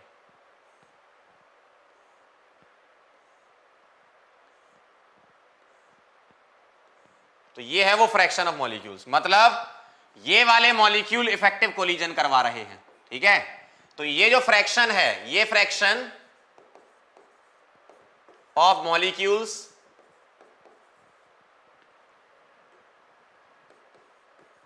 ये है वो, है ना, with effective collision, with effective collision. तो ये कहानी है, ध्यान से देख लो जरा एक बार। अब अभी तक आपने इक्वेशन बनाई थी, मुझे पता है आपके थोड़ा ऊपर से निकल जाएगा, क्योंकि ये बोल्ट्जमैन डिस्ट्रीब्यूशन कर्व से रिलेटेड है और वो पूरा डिटेल में हमारे सिलेबस में नहीं है। तो बेटा कुछ चीजें ऐसी भी होती हैं जिनको डायरेक्ट ध्यान रखना होता है। जैसे ये इक्वेशन कहां से आई, बोल्ट्जमैन डिस्ट्रीब्यूशन कर्व से उठाई। कर्व ये कैसे बनाया, ऐसा होता है। अब इसको समझना है। देखो कुछ चीजें ऐसी होती है जिसको हम खुद बनाते हैं फिर हम समझते हैं, कुछ ऐसी होती है जो हमें पहले से मिल जाती है बनी बनाई। अब इसको समझ लो क्या होता है। ये फ्रैक्शन ऑफ मॉलिक्यूल्स होता है। मतलब मान लो कोई कंटेनर है, ठीक है, मान लो कोई कंटेनर है, उस कंटेनर में धमाधम कोलिजन चल रहे हैं। मान लो 1000 कोलिजन हो रहे हैं, तो 1000 में से सिर्फ 15 कोलिजन से ही प्रोडक्ट बन रहा है, तो 15/1000 इज द फ्रैक्शन। बहुत क्लियर है एकदम, ठीक है। ध्यान से देखना, अगर मॉलिक्यूल चल रहे हैं 1000, मान लो रोड पे गाड़ियां जा रही हैं, बहुत सारे टक्करें हो रही हैं, रोड पे गाड़ियां जा रही हैं बहुत सारी, एक दिन में मान लो 100 टक्कर हो रही हैं। लेकिन आप तो न्यूज में ये सुन रहे हो कि 2 लोगों के एयरबैग खुले, तो 2/100 मान लो अगर 100 टक्करें हो रही हैं तो फ्रैक्शन का मतलब क्या है, इफेक्टिव कोलिजन कितने हो रहे हैं और नंबर ऑफ कोलिजन कितने थे, ठीक है। इफेक्टिव कोलिजन कितने हो रहे हैं और नंबर ऑफ कोलिजन कितने थे। देखो फ्रैक्शन को आप इससे रिलेट कर सकते हो। मान लो तुम्हारे कंटेनर में 1000 कोलिजन हो रहे हैं, 1000 में से ओनली 20 इज इफेक्टिव, 20 से ही प्रोडक्ट बन रहा है प्रॉपर काइनेटिक एनर्जी और प्रॉपर ओरिएंटेशन के साथ। तो 20/1000 इज द फ्रैक्शन, ये है ना, 20/1000 इज द फ्रैक्शन। तो ये फ्रैक्शन होता है। तो फ्रैक्शन ऑफ मॉलिक्यूल का मतलब समझ गया क्या होता है। और ये जो एनर्जी है ये काइनेटिक एनर्जी ले सकते हो आप, है ना। तो जब मैंने ये ग्राफ की स्टडी करी तो मुझे पता चला कि एक पर्टिकुलर एनर्जी के बाद ही मॉलिक्यूल क्या करेंगे, इफेक्टिव कोलिजन करेंगे ना। मतलब इतना जो ग्राफ का एरिया आएगा इसी से ही तुम्हें प्रोडक्ट फॉर्मेशन मिलेगा, क्योंकि यही तो इफेक्टिव कोलिजन कर रहे हैं तुम्हारे। बात समझना, भाई फ्रैक्शन को तुम ऐसे भी बहुत बढ़िया, एक बच्चे ने क्या लिखा है, बहुत सही लिखा है, effective collision divided by total collision, खत्म हो गया fraction. Very nice. Fraction of molecule को तुम ऐसे भी डिफाइन कर सकते हो, इफेक्टिव कोलिजन, यहां लिख देता हूं, नंबर ऑफ इफेक्टिव कोलिजन, कि कितने कोलिजन से प्रोडक्ट बन रहा है, divided by number of collisions, total number of collisions, ऐसा लिख लो, टोटल नंबर ऑफ कोलिजन्स, इसको तुम बोल सकते हो फ्रैक्शन। ठीक है, एकदम ठीक है। चलो फटाफट से इसको नोट करो, फिर एक बार और इसको एक्सप्लेन कर दूंगा मैं, फिर आगे बढ़ेंगे। जल्दी लिख लो फटाफट से, नोट कर लो।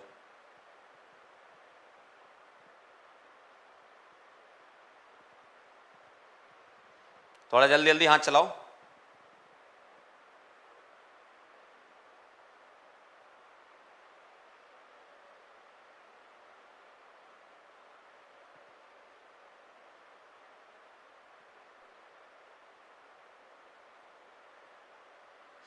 क्लियर है एकदम?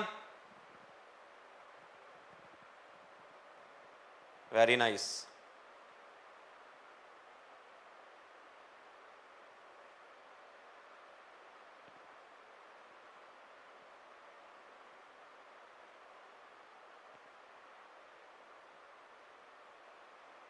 चलें आगे बढ़ें।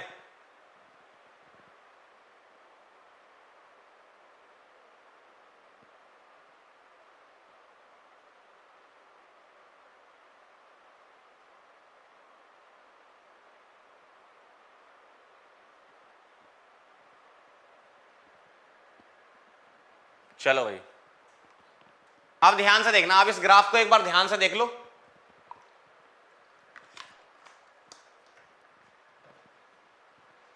क्लियर है? अब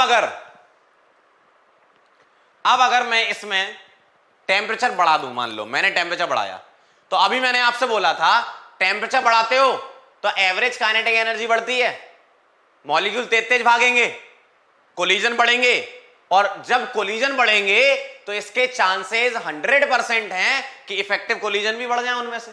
क्यों? एनर्जी बढ़ा रहे हो आप, तो जितने ज्यादा कोलिजन उतना ज्यादा इफेक्टिव कोलिजन के भी चांसेस हैं।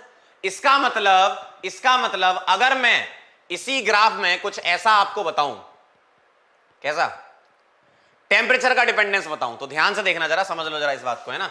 मैं अगले पेज में ऐड कर रहा हूं, इसको कर लेता हूं मैं कॉपी, और यहां पर मैं ऐड कर रहा हूं, ठीक है, ये सब हटा देता हूं। अगर मैं टेम्परेचर बढ़ा दूं तो अब क्या होने वाला है यहां पर, अगर मैं टेम्परेचर बढ़ा दूं तो क्या होने वाला है, कोई सोच सकता है? बताओ। टेम्परेचर बढ़ाया तो इफेक्टिव कोलिजन आपके बढ़े,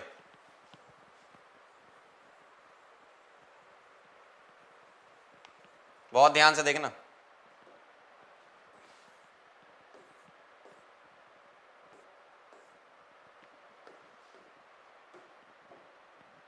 यहां क्या था, एनर्जी या फिर काइनेटिक एनर्जी लिख सकते हो, कोई दिक्कत नहीं है ना, एनर्जी या काइनेटिक एनर्जी। अब ध्यान से देखना,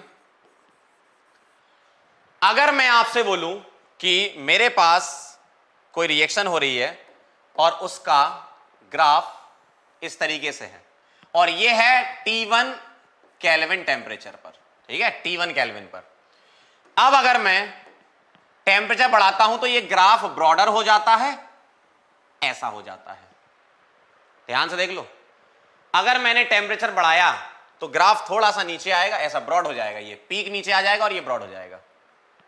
इधर क्या है, तुम्हारी काइनेटिक एनर्जी, है ना।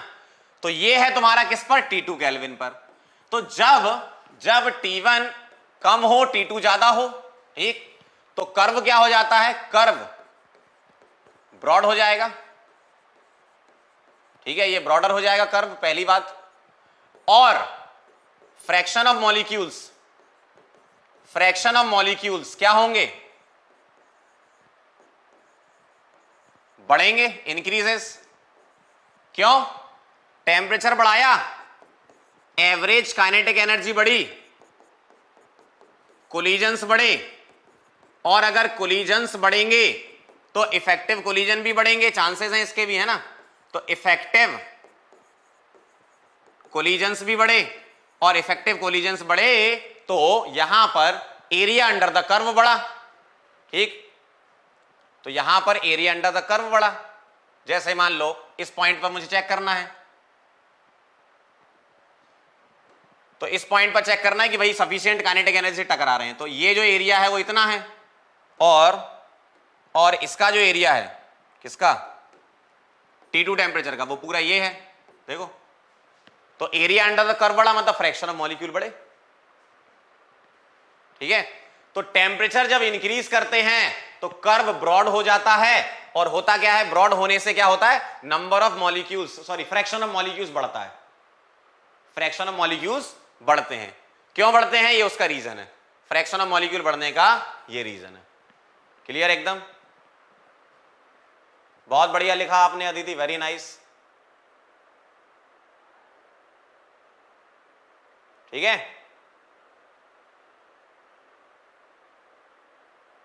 क्लियर? चलो भाई आगे बढ़ते हैं। कुछ चीजें होती हैं बेटा, हाँ, temperature is directly proportional to effective collision, very nice, सही है, बिल्कुल सही है, वही तो मैं बोल रहा हूं। ठीक है,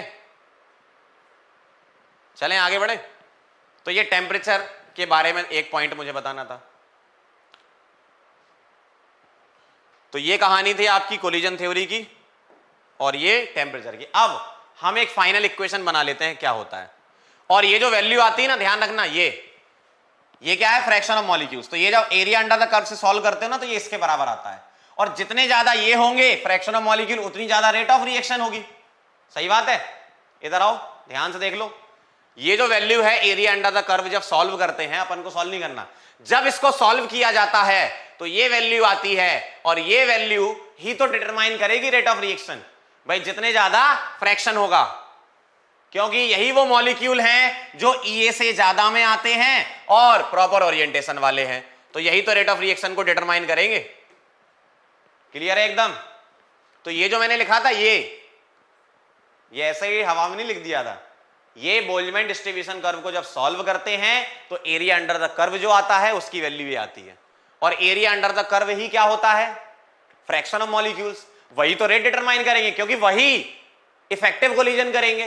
इफेक्टिव कोलिजन का मतलब क्या होता है, कोलिजन विद प्रॉपर ओरिएंटेशन से collision with sufficient kinetic energy, है ना, ये है। समझ गए बात को? चलो अब मैं आगे बढ़ रहा हूं। अब मैं उस इक्वेशन को, क्योंकि इसमें एक न्यूमेरिकल भी होता है ना, अब मैं उस इक्वेशन को इस तरीके से लिख रहा हूं। तो मैं क्या लिख रहा हूं, R is directly proportional to minus EA by RT। अब यहां मैं प्रोपोर्शनैलिटी हटाऊंगा तो यहां एक कांस्टेंट आता है ZAB, लिख रहा हूं e to the power minus EA by RT। और ये जो AB मैंने लिखा, ये कैसे लिखा, A प्लस B कोई रिएक्शन हो रही है और उससे प्रोडक्ट बन रहा है, मतलब एक A मॉलिक्यूल की और एक B मॉलिक्यूल की टक्कर हो रही है, A मॉलिक्यूल और B मॉलिक्यूल की टक्कर हो रही है ना। और जब इन दोनों की टक्कर हो रही है तो उसका ही ये ZAB लिखा, और इसी का नाम क्या है ZAB का, इसको बोलते हैं कोलिजन फ्रीक्वेंसी, कोलिजन फ्रीक्वेंसी। और कोलिजन फ्रीक्वेंसी क्या होती है, the number of collision, the number of effective collision, the number of effective collision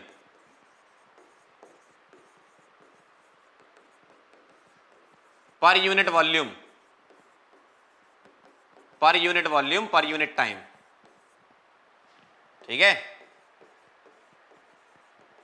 इसकी डेफिनेशन होती है, नंबर ऑफ इफेक्टिव कोलिजन किस पे डिपेंड करते हैं, पर यूनिट वॉल्यूम, है ना, मतलब पर यूनिट वॉल्यूम में कितने कोलिजन हो रहे हैं और पर यूनिट टाइम। तो ये होता है ZAB, कोलिजन फ्रीक्वेंसी इसको बोलते हैं। फटाफट से इसको नोट करो, फिर आगे बढ़ते हैं, जल्दी से नोट कर लो, फिर हम आगे बढ़ेंगे। एक बच्चा कह रहा है पीछे वाला लिखने नहीं दिया, अभी दे रहे हैं, टाइम दे रहे हैं बेटा, है ना।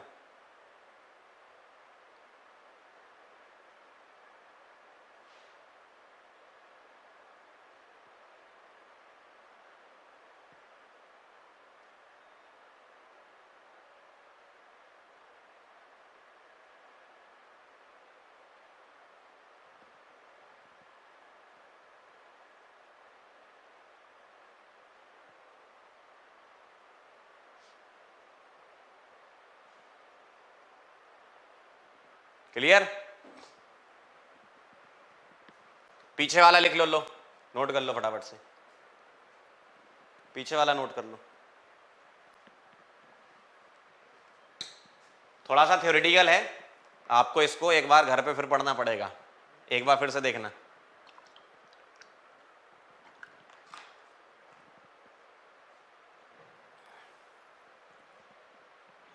क्लियर? कई बार क्या है, चीजें एक बार में दिमाग में नहीं जाती है ना। हम भी जब पढ़ते थे तो पढ़ने के टाइम पे हम भी सोचते थे क्या ही चल रहा है ये, तो इसको थोड़ा सा आप देखना आराम से। देखो मेन चीज इसकी यही है, जो छुपा हुआ राज है ना वो यहां है। वो एग्जाम्पल ध्यान रखना, एयर बैग खोलने मतलब रिएक्शन करानी है, और ये 3 फैक्टर हैं, उन्हीं से ही रिलेटेड सारी चीजें चल रही हैं। यहां भी मैंने वही बात करी, और यहां टेम्परेचर का डिपेंडेंस देखा। ठीक है, क्लियर है? आगे बढ़े, चेक कर लो एक बार, जल्दी फटाफट से बताएं फिर हम आगे बढ़ेंगे।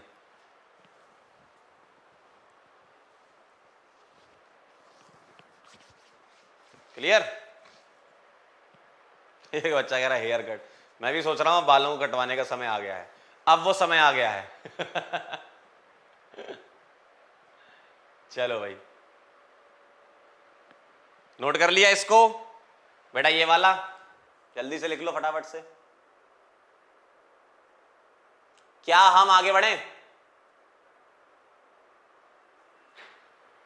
क्या हम आगे बढ़े? क्लियर है ये? चलो अब आगे बढ़ते हैं थोड़ा सा और। अब जैसा कि हम यहां तक पहुंच गए थे, कहां तक? इधर तक। क्या है ये? R is equal to Z A B. Collision frequency मतलब क्या होता है? नंबर ऑफ इफेक्टिव कोलिजन चाहिए तुम्हें, है ना। अब मुझे एक बात बताओ, अगर मैं ऐसा बोलता हूं, ध्यान से सुनना, जो 2 गाड़ियां टकरा रही थी और उनके एयरबैग खुल रहे थे, ध्यान से सुनना, 2 गाड़ियां टकरा रही हैं, उनके एयरबैग खुल रहे हैं, तो क्या क्या जरूरी था? पहली बात तो टक्कर होना चाहिए, दूसरी बात क्या है? प्रॉपर ओरिएंटेशन के साथ होना चाहिए, और तीसरी बात क्या है? प्रॉपर काइनेटिक एनर्जी के साथ होना चाहिए। सही है, विद सफिशिएंट काइनेटिक एनर्जी के साथ होना चाहिए। सेकंड फैक्टर जो मैंने बोला, प्रॉपर ओरिएंटेशन, उसको अगर हम बोलें तो उसकी क्या प्रोबेबिलिटी है कि बिल्कुल उसी ओरिएंटेशन में टकराने से ही एयरबैग खुलेंगे। ध्यान से सुनना, मान लो गाड़ी आमने सामने से आ रही है, गाड़ी आमने सामने से आ रही है, आमने सामने से आ रही है, टक्कर हो रही है, ठीक। मान लो एक, देखो एक ऐसी हो रही है आमने सामने वाली, एक टक्कर ऐसी, सोचो कि एक गाड़ी इस रोड पे जा रही है ऐसी, ठीक है, एक ऐसी जा रही है और एक ऐसी आ रही है ना, एक ऐसी जा रही है, एक ऐसी आ रही है, मतलब एक गाड़ी ऐसी जा रही है, एक ये टक्कर मानो, और एक गाड़ी ऐसी ऐसी टक्कर कर रही है। तो इसकी प्रोबेबिलिटी क्या है कि मान लो इस वाली टक्कर से एयरबैग खुलते हैं, इससे रिएक्शन होती है, तो इसकी प्रोबेबिलिटी क्या है? क्योंकि मॉलिक्यूल तो घूम रहे हैं, ध्यान से सुनना, मॉलिक्यूल तो क्या कर रहे हैं? घूम रहे हैं। कंटेनर में वो तो जैसा मर्जी वैसा घूमेंगे, गैस के मॉलिक्यूल रैंडम मोशन करते हैं, बोला था आपसे केटीजी में, तो वो तो घूम रहे हैं। तो किस टक्कर से हम प्रॉपर ओरिएंटेशन माने, किस टक्कर को हम प्रॉपर ओरिएंटेशन माने कि जिससे रिएक्शन हो रही हो? मान लो सफिशिएंट काइनेटिक एनर्जी के साथ तो हो रही है, लेकिन ओरिएंटेशन ही प्रॉपर नहीं है, तो इसकी क्या प्रोबेबिलिटी है कि ओरिएंटेशन प्रॉपर होगा तभी रिएक्शन होगी? तो उसके लिए एक इंट्रोड्यूस किया जाता फैक्टर पी, ठीक है। तो वो मैं आपको बता रहा हूं, to account proper orientation, to account proper orientation, one factor called probability factor P, probability factor P is introduced। तो अब तुम्हारा R जो हो जाएगा फाइनल, R क्या हो जाएगा? P ZAB e to the power minus EA by RT। देखो, तो जो रेट है वो किन किन बातों पर डिपेंड कर रही है? रेट डिपेंड कर रही है P पर, प्रोबेबिलिटी फैक्टर पर, रेट डिपेंड कर रही है नंबर ऑफ इफेक्टिव कोलिजन पर जो पर यूनिट वॉल्यूम हो रहे हैं, और रेट डिपेंड कर रही है फ्रैक्शन ऑफ मॉलिक्यूल पर जो इफेक्टिव कोलिजन करा रहे हैं। तीन बातें जिससे रेट डिटरमाइन होती है। प्रोबेबिलिटी फैक्टर की ओरिएंटेशन प्रॉपर हो, उसकी क्या प्रोबेबिलिटी है, ZAB, मतलब number of effective collision per unit volume कितने हो रहे हैं, e⁻⁻A/RT क्या फ्रैक्शन है मॉलिक्यूल का, है ना, जो इफेक्टिव कोलिजन करा रहे हैं। ठीक है,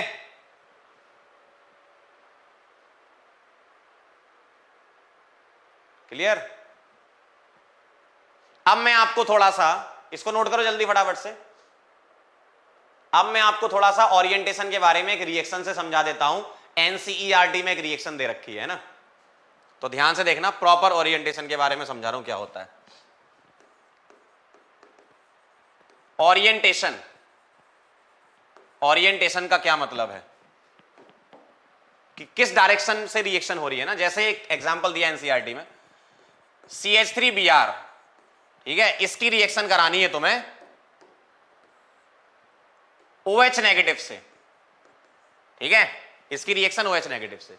तो OH नेगेटिव अगर सामने से इसकी तरफ आ रहा है, ये सामने से आ रहा है, तो Br के पास भी लोन पेयर, इसके पास भी लोन पेयर, ये रिपल्सन करेंगे। रिपल्सन करेंगे तो इस ओरिएंटेशन को बोलेंगे इम्प्रॉपर ओरिएंटेशन।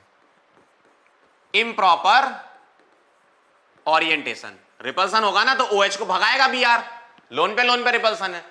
तो अगर OH पीछे से आए, ये तो सामने से आ रहा था, OH अगर पीछे से आए तो ये इस पर अटैक करके इसको निकाल देगा।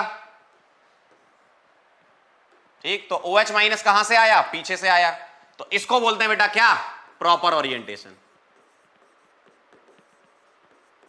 ठीक है, और प्रॉपर ओरिएंटेशन का मतलब क्या होता है, प्रोडक्ट बनना, क्या बनेगा, CH3OH बनेगा और क्या बनेगा, Br नेगेटिव निकल जाएगा। देखो क्लियर। तो ओरिएंटेशन, ओरिएंटेशन प्रॉपर हो इम्प्रॉपर हो उस पर भी डिपेंड करता है। और हम प्रोबेबिलिटी फैक्टर किसका ले रहे थे कि इस टाइप की रिएक्शन होने के चांसेस कितने। देखो इनकी टक्कर तो होगी, देखो ये भी क्या स्फीयर मान के चलना था ना, इनकी टक्कर तो होगी लेकिन इफेक्टिव कोलिजन नहीं होगा, है ना, और इनकी टक्कर होगी तो इफेक्टिव कोलिजन होगा। क्लियर है, एकदम क्लियर है। आगे ऑर्गेनिक में पढ़ोगे, इसको SN2 रिएक्शन बोलते हैं, आगे ऑर्गेनिक में आएगा। SN2 रिएक्शन का एग्जांपल है ये, ठीक है, अभी लिख लो बस। तो यहां लोन पे रिपल्सन है, भगा देगा इसको, कहेगा भागो, ये बोलेगा हम पीछे से आएंगे, आ जाएगा पीछे से, ये निकल जाएगा। ठीक है, क्लियर। तो ये कहानी थी आपकी प्रॉपर ओरिएंटेशन से रिलेटेड। सारी चीजें क्लियर हैं। NCERT में इस एनर्जी का नाम थ्रेशोल्ड एनर्जी भी दे रखा है, तो ध्यान रखना इसका। ये जो है ना मिनिमम एक्टिवेशन एनर्जी, इतनी तो होनी ही चाहिए, है ना, और इसी को ही हम बोलते हैं क्या, थ्रेशोल्ड एनर्जी। तो यहां NCERT ने इसको थ्रेशोल्ड भी लिखा है कि मिनिमम थ्रेशोल्ड एनर्जी होनी चाहिए, किसके लिए, इफेक्टिव कोलिजन के लिए, एयर बैग खुलने के लिए। ठीक है, चलो बहुत बढ़िया, समझ में आया कुछ, वेरी नाइस। चलें आगे बढ़े। तो बेटा ये कहानी थी आपकी कोलिजन थ्योरी की। अब मैं आपको कुछ सवाल करा दूं जरा, इससे रिलेटेड जो पूछेंगे तो तुम बता सकते हो ना। कहां गया, इससे रिलेटेड एक न्यूमेरिकल भी होता है, ये वाला ऐसा, e⁻ में आंसर बता देना क्या आएगा। पढ़ लो जरा एक बार। यहां किलो कैलोरी है, काल पर मोल नहीं है किलो कैलोरी पर मोल है बेटा, इधर ऐसा किलो कैलोरी पर mole. Calculate fraction of molecule of reactants having energy greater than और इक्वल टू। ये एनसीईआरटी में क्वेश्चन दिया हुआ है, एक ही न्यूमेरिकल है, कोलिजन थ्योरी से रिलेटेड है ना, बाकी थ्योरेटिकल पोर्शन है। फटाफट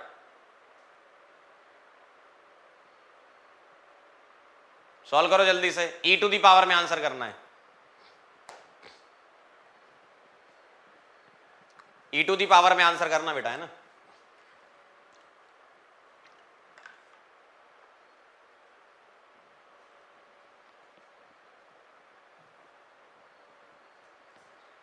बोलो।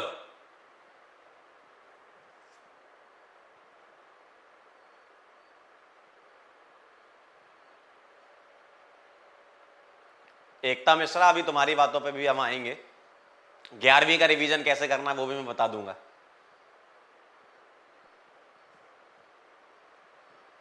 ई टू दी पावर में बता दो आंसर क्या आएगा।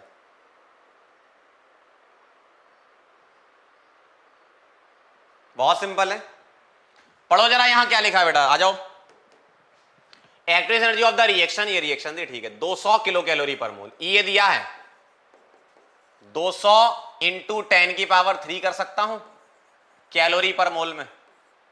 Calculate fraction of molecules of reactants having energy greater than और इक्वल टू ई ए। तो ये फ्रैक्शन क्या होता है, यही fraction E to the power क्या होता है बेटा, minus A by are T होता है। यही फ्रैक्शन तुम्हारा ये होता है। तो तुम्हें क्या निकालना है, e to the power minus a by R T, ये तुम्हारा फ्रैक्शन है। क्या आएगा ये, सॉल्व कर लो। E to the power minus a कितना है 200 इंटू 10 की पावर 3, आर की वैल्यू 2 रख दूं, क्यों, एनर्जी कैलोरी में है, और 1000। सही है, एकदम सिंपल क्वेश्चन।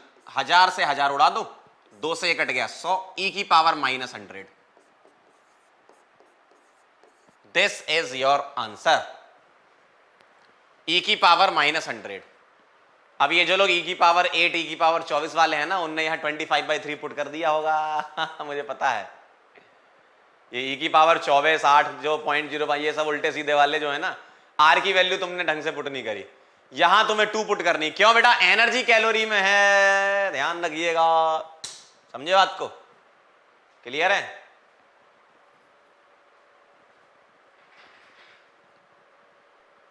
एक बच्चा कह रहा है ये सब तो हाइपोथेटिकल है। हाँ बेटा, सारी चीजें ऐसी चलती हैं। कुछ चीजों को समझाने के लिए हम कुछ मानते हैं, और जहां भी मानना स्टार्ट करते हैं ना वो हाइपोथेटिकल होता है। जैसे तुम मान लो अभी मान रहे हो कि मेरा सिलेक्शन नहीं होगा, लेकिन हो जाएगा बाद में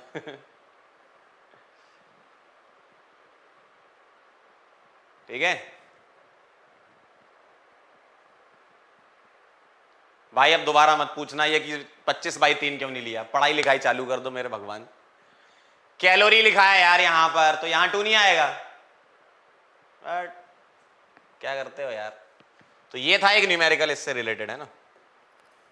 क्लियर है मामला, चलें फिर। तो सारा आपका थ्योरी सब हो गया, ये कोलिजन थ्योरी, उससे रिलेटेड एक न्यूमेरिकल होता है। हाँ एक क्वेश्चन और है, ये थ्योरेटिकल क्वेश्चन भी होता है, बता दो जल्दी फटाफट से। एक थ्योरेटिकल क्वेश्चन भी कर लेते हैं, आपने क्या समझा ये भी पता चल जाएगा। अभी आपको समझ आया कि नहीं आया, पढ़ो। Chemical reaction occurs at a result of collision between reacting molecules, therefore the reaction rate is given by the total number of collision occurring in a unit volume per second, fraction of molecule which possesses energy less than threshold energy, total number of active collision, या none of these। देखो जरा क्या लिखा है, आगरा, बदलापुर, चेन्नई, ढोलकपुर, फटाफट से answer बता दो। अच्छा देखो इसमें क्या होगा, तुम 3-4 टर्म याद कर लो, effective collision, threshold energy, kinetic energy, proper orientation, इससे ही थ्योरेटिकल क्वेश्चन तुम्हारा हो जाएगा। ठीक है, तो बेटा इसका आंसर आएगा आपका चेन्नई। अब कई लोग इसका आंसर ए भी लगा सकते हैं, लेकिन बेटा यहां क्या लिखा है, टोटल लिखा है, टोटल नंबर ऑफ कोलिजन, जबकि क्या होगा, इफेक्टिव कोलिजन होना चाहिए। वर्ड में डिफरेंस है ना, मैंने बताया था, इफेक्टिव कोलिजन और कोलिजन दोनों में जमीन आसमान का अंतर है। टोटल नंबर ऑफ कोलिजन्स कह रहे हैं ये, टोटल थोड़ी चाहिए, इफेक्टिव चाहिए आपको, है ना। तो इफेक्टिव कोलिजन होना चाहिए, और यहां लेस देन थ्रेशोल्ड एनर्जी नहीं होनी चाहिए, ग्रेटर देन थ्रेशोल्ड एनर्जी होना चाहिए। ठीक है, थ्रेशोल्ड एनर्जी मतलब वो आपकी मिनिमम एक्टिवेशन एनर्जी होती है। कौन सी वाली थ्रेशोल्ड एनर्जी, कौन सी होती है, कौन सी होती है, कौन सी होती है, ये वाली, ये मिनिमम, कम से कम इतनी एक्टिवेशन एनर्जी तो होनी चाहिए, इससे ज्यादा में प्रोडक्ट बनेगा। ठीक है, उसी को थ्रेशोल्ड एनर्जी बोलते हैं। क्लियर है एकदम मामला बेटा। चलो बेटा सही था आंसर, अरे क्या बात है, सबका ही सही था। चला जाए, थ्योरेटिकल क्वेश्चन भी करा दिया मैंने, न्यूमेरिकल भी करा दिया। हाँ एक सवाल मैं आप लोगों से डिस्कस करना चाहता हूं, ये वाला, कई लोगों ने मुझसे क्वेश्चन पूछा है। ठीक है, पुराना क्वेश्चन है ये, कई बार लोगों ने पूछा है मुझसे, मैं बता देता हूं। ध्यान से देखना जरा क्या कह रहे हैं इसमें, छोटी सी मिस्टेक हो सकती है, इसलिए मिस्टेक सबसे ही हो सकती है वो, है ना। For the reaction this the experimental data suggested है, रेट क्या है ये है। अच्छा इसकी ओवरऑल रेट एन क्या होगी, 1 + 1/2, क्या आ जाएगा 3/2। चेक कर लो जरा एक बार, ये इसका रेट लॉ दे रखा है। अच्छा एन अगर 3/2 है तो मैं क्या बोलूंगा, रिएक्शन इज कॉम्प्लेक्स। क्यों, एलिमेंट्री रिएक्शन का ऑर्डर फ्रैक्शन में थोड़ी आएगा, क्योंकि एलिमेंट्री रिएक्शन का ऑर्डर ही कोफिशिएंट होते हैं, कोफिशिएंट फ्रैक्शन में नहीं होंगे। ठीक है, कुछ ना कुछ मॉलिक्यूल तो टकराएंगे ना, मॉलिक्यूलरिटी के बराबर होगा ना ऑर्डर, तो मॉलिक्यूलरिटी फ्रैक्शन में थोड़ी होगी, मतलब ऑर्डर भी फ्रैक्शन नहीं हो सकती। किसके लिए, एलिमेंट्री के लिए। इसका मतलब ये क्या है, रिएक्शन कॉम्प्लेक्स है, और अगर रिएक्शन कॉम्प्लेक्स है तो उसकी मॉलिक्यूलरिटी तो डिफाइन ही नहीं है, तो नॉट डिफाइन आ जाएगा और 3/2 आ जाएगा। ध्यान रखना, कई लोगों ने इसका आंसर ए किया है, देखो अभी भी लिख रहे हैं, देखो मैं यही तो समझा रहा हूं आपको। आप यहां से डायरेक्ट देख के मत बताना, अगर तुम्हें रेट लॉ नहीं दिया होता तब तुम बोलते कि सर मॉलिक्यूलरिटी 2 है और ऑर्डर भी 2 है, अगर रेट लॉ नहीं देते। उन्होंने रेट लॉ इसलिए दिया है ताकि तुम पता लगा पाओ कि ये मॉलिक्यूलरिटी इसकी डिफाइन नहीं है, कॉम्प्लेक्स रिएक्शन है। बात समझ में आई। तो ये गलती करते हैं लोग, ध्यान रखना, कॉम्प्लेक्स रिएक्शन है, ऑर्डर फ्रैक्शन आ रहा है ना, अगर एलिमेंट्री होता तो ऑर्डर मॉलिक्यूलरिटी तो सेम रहती। हाँ वेरी गुड, बहुत बढ़िया। चलो भाई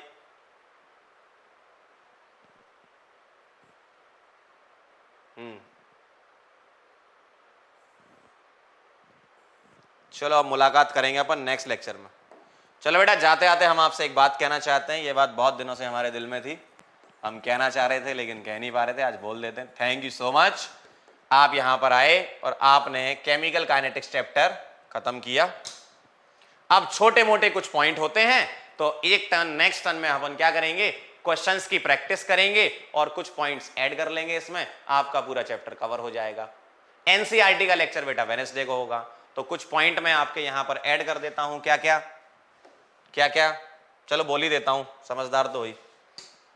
मैं पॉइंट ये बोल रहा हूं कि नेक्स्ट लेक्चर अपना जो मंडे को होगा उसमें क्या होने वाला है, हम कंप्लीट प्रैक्टिस करेंगे। ठीक है, पीवाईक्यूज वगैरह करवा दूंगा मैं आपको, बीच बीच में तो मैंने करा रखे हैं।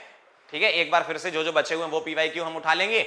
और आपको काम क्या है, आपका काम है क्या करना, रिवीजन करना है ना।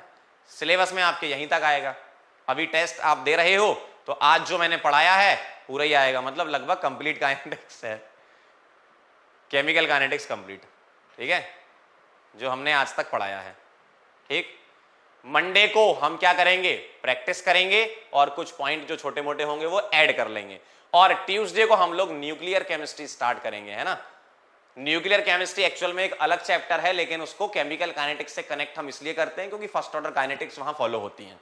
ठीक है, तो न्यूक्लियर केमिस्ट्री हम ट्यूसडे को स्टार्ट करेंगे और वेडनेसडे को आपका लेक्चर आएगा कौन सा वाला, एनसीईआरटी का, केमिकल काइनेटिक्स का। आपके एनसीईआरटी में न्यूक्लियर केमिस्ट्री नहीं दिया है, सिर्फ केमिकल काइनेटिक्स दिया है, बस एक आध जगह कहीं रेडियो एक्टिव लिख दिया है। ठीक है, लेकिन एग्जाम में मैंने देखा क्वेश्चन आ चुके हैं first order kinetics nuclear reactions के, तो वो हम ट्यूसडे को कवर करेंगे। अब बचा तुम्हारा 11th का बैकलॉग, तो बेटा पेस सीरीज आपके पास लास्ट ईयर पढ़ाई गई है। ठीक है, उसमें 11th के पूरे लेक्चर्स हैं। आप क्या करो, 11th के कुछ चैप्टर जो हैं वो खुद से कवर कर सकते हो, है ना।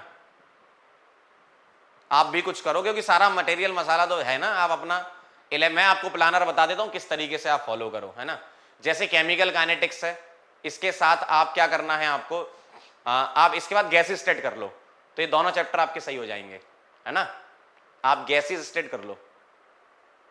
और अब आगे से मैं ये करूंगा कि कोई चैप्टर अगर चालू हो रहा होगा तो उसका जो यूज 11th का लग रहा होगा तो वो बता दूंगा। तो पहले तो तुम क्या करो, अपनी कैलकुलेशन अच्छी करो, मोल लॉग ये सब बढ़िया करो, है ना। मोल पढ़ लो, पेस सीरीज से मोल पढ़ लो, मोल पढ़ दिया आपने। ठीक, उसके बाद आप क्या कर लो, गैसीय स्टेट पढ़ लो, या पहले गैसीयस फिर मोल पढ़ लो। लगभग मतलब मोल का तो देखो सभी जगह यूज है ना, जो पहले पढ़ना हो। तो गैसीयस पढ़ो, मोल पढ़ो, ये 2 चैप्टर पहले करो, है ना। न्यूक्लियर केमिस्ट्री में एज सच कोई भी 11th का पोर्शन नहीं आएगा, 11th नहीं आएगा उसमें न्यूक्लियर में। हाँ लॉग वगैरह आएगा, लॉग कर लेना आप अच्छे से। और इलेक्ट्रो होगा, सॉलिड स्टेट, चलो जब चालू होगा तब बता देंगे, है ना। ठीक, उम्मीद सीरीज से भी रिवाइज कर सकते हो, या बिल्कुल सही, आप उम्मीद सीरीज से भी रिवाइज कर सकते हो, लेकिन उम्मीद में मैं ऑर्गेनिक पढ़ा रहा हूं तो आप ऑर्गेनिक रिवाइज कर लो, सर्विस सर फिजिकल पढ़ा रहे तो फिजिकल रिवाइज कर लो, और अमित सर इनऑर्गेनिक पढ़ा रहे तो इनऑर्गेनिक कर सकते हो, बिल्कुल कर सकते हो, तीनों लोग ही पढ़ा रहे हैं हम लोग, है ना। आप पेज सीरीज देखो कितना मसाला है आपके पास भाई, तुम बहुत अच्छे युग में जी रहे हो 2021 में। अब अगर तुम नहीं पढ़ो तो तुम्हारी दिक्कत है, ये मत बोलना कि हमारे पास संसाधनों की कमी थी इसलिए नहीं पढ़ पाए, सब चीजें तुम्हारे पास हैं। या तो ये हो गया कि संसाधन थोड़े ज्यादा ही हो गए है ना, संसाधन थोड़े ज्यादा ही हो गए, ये भी हो सकता है, समझ में नहीं आ रहा कौन सा संसाधन यूज करें ठीक है, समझ गए। तो अभी तो जो मैंने प्लानर आपको बता दिया, एक बार फिर से सुन लो ब्रीफ में जल्दी फटाफट से। क्या, gaseous state, mole concept, 2 chapter cover करो आप, चाहे उम्मीद से करो चाहे पेज से करो, आपको कवर करना है ना। केमिकल काइनेटिक्स मंडे को बचा हुआ पोर्शन, पीवाईक्यूज, ट्यूसडे से न्यूक्लियर केमिस्ट्री, वेडनेसडे से आपका वेडनेसडे को एनसीईआरटी लेक्चर, ठीक है। चलो मिलते हैं बेटा नेक्स्ट लेक्चर में, तब तक के लिए ओके बाय।